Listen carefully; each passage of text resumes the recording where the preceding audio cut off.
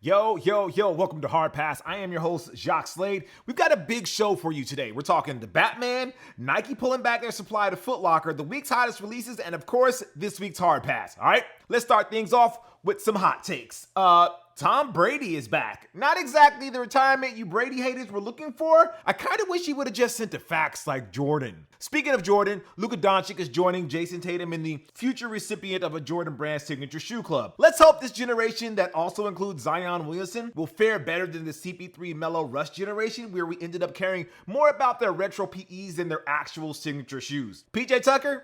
He ain't out here looking for old Melo 2.5s. Speaking of PJ, the DeMar DeRozan versus PJ sneaker beef rolls on after a recent appearance by DeRozan on Sneaker Shopping. DeMar, some friendly competition, of course, with PJ Tucker. I know he offered you $18,000 for the Soulfly Jordan 3s. You wouldn't sell them to him, though. No, I wouldn't. I told him, that's my man. That's my dog. I would never sell a shoe to Tuck, man. That's my man. I'll argue with him all day before I sell him something. Yeah.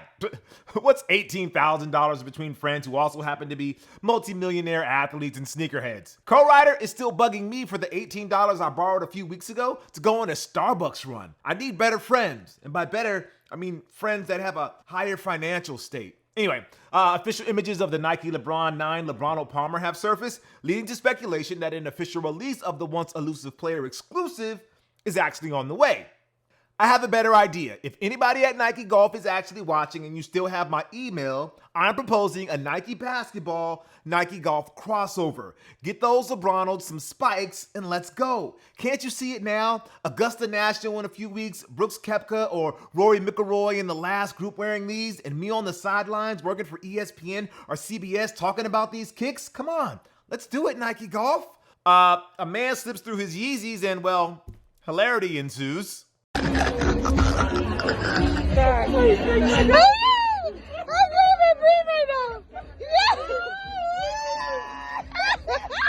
There's a new Obi-Wan Disney Plus trailer, and thank the maker that we're done with Boba Fett, but man, this had a lot of prequel vibes to it.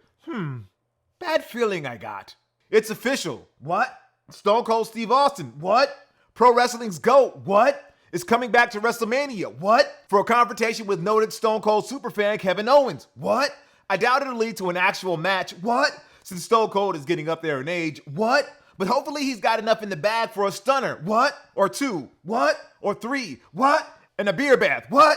Man, that is annoying. Looks like I owe Co-Writer a Broken Skull Ranch American Lager. In the interest of both siding wrestling fandom, CM Punk brought back the basketball shorts and the AFI music for his match against MJF at AEW Revolution.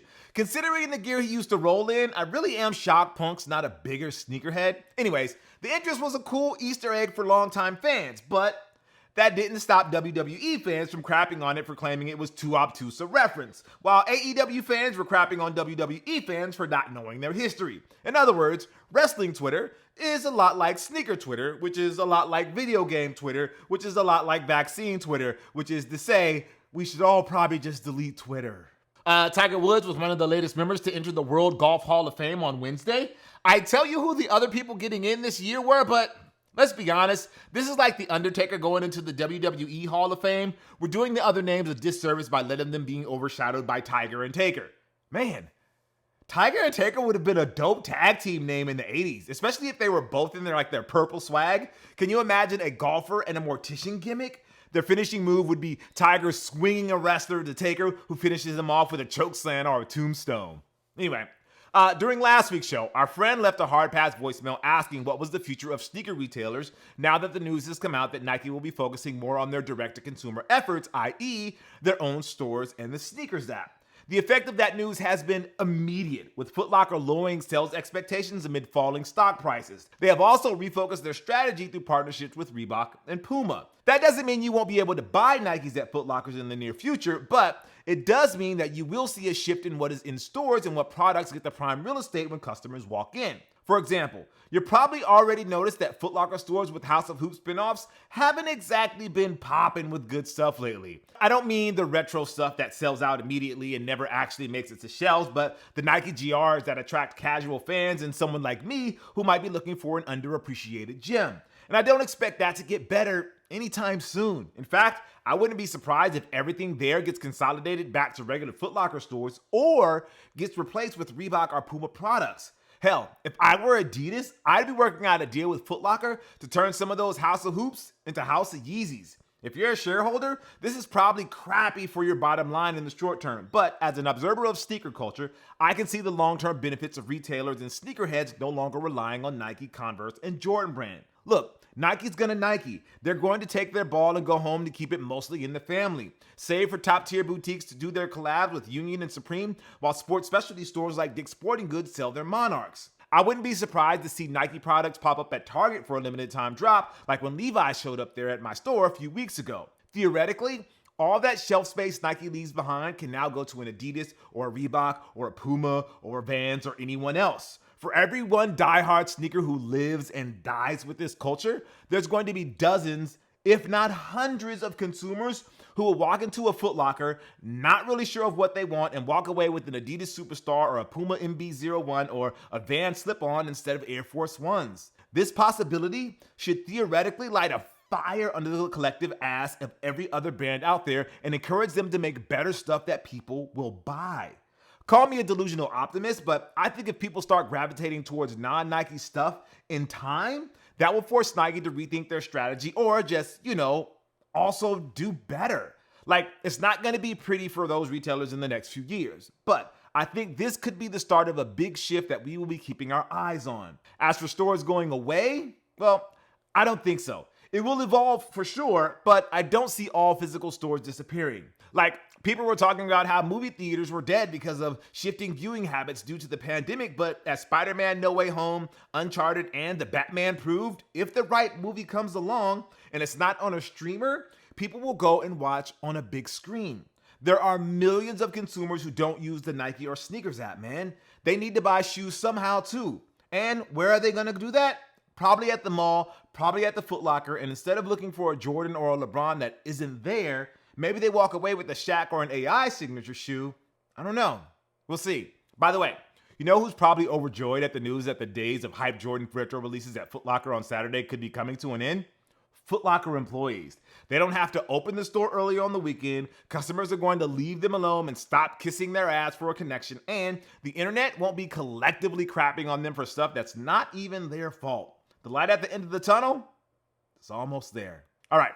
It's the Heat Check, where we bring you everything that's dropping this week. We have the women's Nike Dunk High Up Setsuban on the 16th for $145, the Eames Reebok Club C-Pack on the 18th for $120, the Air Jordan 1 Rebellion Air for real this time, maybe, hopefully, on the 18th for $170, the New Balance Kawhi 2 New Money on the 19th for $160, and the Air Jordan 13 Del Sol on the 19th for $200. As for the Yeezy of the week, it's the Adidas Yeezy 700 V3 Mono Safflower on the 18th. Safflower petals are an amazing dye flower giving both yellow and bright pink from the same dye. The plant is versatile. It is the source of oil and birdseed. The deep red orange flower petals are the source of a dye called carthamin. And then my pick of the week is the Puma MB-01 Queen City on the 18th for $125. For you 90s fans, this pair will immediately bring up memories of the purple alternate uniforms worn by the Charlotte Hornets. Shout out to Muggsy, Zoe, and Grandmama. It was one of the best kicks on the floor during the All-Star game, and I bet those become one of the best colorways of the MB-01 moving forward. All right, and now for a heat check on the Batman. That's right, here is a spoiler-free take on Matt Reeves' attempt to convince us why we need another Batman movie. I'll be honest, I wasn't looking forward to this movie after living through the Zack Snyder, Ben Affleck era. I could have gone a few years, if not decades, without another stab at the traumatized billionaire who has a thing for cool gadgets and a my way or the highway complex. But enough about Iron Man. Let's talk about Batman. If people think we've gotten an oversaturation of Spider-Man over the past 20 years, imagine being a fan of all the Batmen. At least we've also gotten a Black Spider-Man, a Spider-Gwen, an anime Spider-Girl, a Nick Cage Spider-Man, a schlubby Spider-Man, a future Spider-Man, and a Spider-Ham in that time. After I saw the first trailer for the Batman and read the pitch about where in the timeline this would take place, I thought we were actually regressing. Like, do we really need an emo Batman played by the actor who many people still associated with peak emo back in the late 2000s? And the movie was gonna be 3 hours? Like, what? Avengers Endgame had like a similar runtime, but that was worth it because it was the culmination of a decade's worth of storytelling. The Snyder cut of the Justice League was even longer, and while I did find things about it that I enjoyed, it was mostly a plotting mess. I wasn't as invested in the Justice League like I was with their MCU counterparts because most of the movies that led up to it were trash. And throw in the middling Joker movie, so yeah, hopes were not high for the Batman. Well, except for Zoe Kravitz because, well, she can never fail me. But before we get to the actual review, let's run this hard pass bumper. It's time for this week's hard pass, where we take a look at something in the culture that just needs to go. Like me, hating ass Jacques Slade because the Batman is already on the short list of greatest Batman movies ever made. I don't think it has anything to do with having lowered expectations or anything like that. This was an amazing Batman story from start to finish. By the way, I highly recommend reading Batman: The Long Halloween to either get you prepped for this movie or to scan for the references after watching it. The Batman is the closest I have felt to reading a long, multi-month Batman comic book story being translated to the big screen. Like great comic art, there were times where I thought the movie had already told a complete story from start to finish, way ahead of its 3-hour runtime, only to be pulled back with an angle I did not anticipate or a thread I did not expect them to pull. For example, one of my fears going into any Batman movie is that we're going to get yet another retread of Bruce Wayne's parents walking into Crime Alley and getting murdered by a mysterious figure that could be anybody from a petty thief who got in over his head to the freaking Joker. Not only does the Batman smartly avoid that trope, we get to see the Elder Waynes as more than just shining beacons of hope. A Bruce Wayne who is just in his second year of crime fighting could have easily been a rehash of Batman Begins. But Robert Pattinson's Bruce does not have a trainer in Liam Neeson or an Alfred that's more of a babysitter to hold his hand through the early days. Nah, this is a Batman that's emo as hell and still figuring it out. That approach plays in several scenes in the movie to brilliant, emotional, and at times, well, comedic effect. In fact, many of the movie's jokes are played straight, not like a Marvel movie that practically has a shining arrow pointing at the gag. While I appreciate that approach and often prefer a lighter tone when watching a movie marathon, I love that Reeves respects his audience enough to figure out the joke or the clues, yes, plural, before Batman does. Speaking of clues, the Riddler is, well, nothing like the Riddler you remember from the cartoons or the version Jim Carrey played in Batman Forever. The Penguin is also nothing like Danny DeVito's interpretation from Batman Returns, but a large part of that is going to be the shock of wondering how and why Colin Farrell took on the role. But really, the star villain, and I use villain loosely, is the sizzling performance of Zoe Kravitz. She steals every scene she is in, and the interplay between her and Pattinson's Batman is stuff the fan fiction writers are going to have fun with for the next decade. I didn't know about this until after I saw the movie, but it turns out Kravitz actually wanted to audition for the role of Catwoman in The Dark Knight Rises. However, because the movie did not want to go, quote, urban, as Kravitz has clarified after kerfuffle over her initial statement, she didn't follow through with it. Well, that ended up working out because while the Catwoman in The Dark Knight Rises was a thing that happened, I think Zoe's take on Selena Kyle gets a little bit more to nibble on. And with the world seemingly not tired of the Batverse, I wouldn't be surprised if we got a standalone Catwoman movie, belatedly rights the wrong the Warner Brothers and DC threw at Halle Berry years ago, or an HBO Max series. I'm good with both. So, if you haven't seen The Batman, you should go now or wait until it pops up on HBO Max. I was gonna wait, but I ended up watching it based on co-writer's enthusiastic reaction. The 3 hours is definitely a barrier to entry with a few spots that you could see them cutting, especially one scene that should have absolutely been saved for the post-credits or in that Penguin HBO Max show. And there are a few plot points that might get a little too close to real-world problems for some. Keep in mind, this is a new Gotham City that knows what social media is and all the bad that goes with it. It's not a movie that you should probably bring your kids to watch unless your kids are mature enough to comprehend a movie like Seven or have unlocked all the achievements in Batman Arkham Asylum. It was a worthwhile trip to the theaters though, and any Batman fan should go see it. But if you're a casual moviegoer who doesn't care about memes inevitably showing up in your timeline spoiling plot points, you'll be fine waiting. So, did I mention that this was immediately a top-tier Batman movie? Here's my ranking of all the Batman movies, including cameos I've seen in ascending order. No disrespect to the icon Adam West, aka the OG TV Batman, but I never saw the 1966 movie. Justice League, Whedon cut, Batman vs. Superman, Justice League Snyder cut, that one scene in The Joker, that other one scene in Suicide Squad, Batman and Robin, Dark Knight Rises, Batman Forever, Lego Batman, Batman Returns, Batman Mask of the Phantasm, The Batman, Batman 89, The Dark Knight.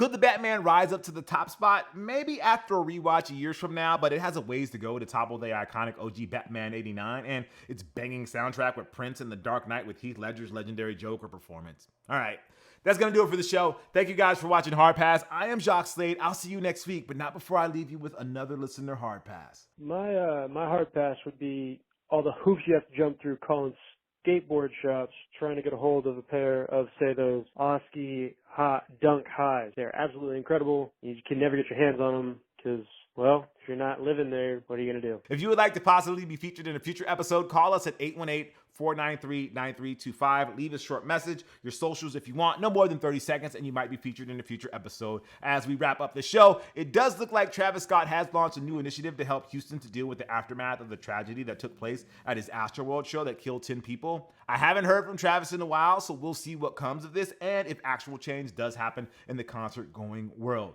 Let's not praise him and let's not bash him. Let's let it play out. I'll see you guys next week. Peace.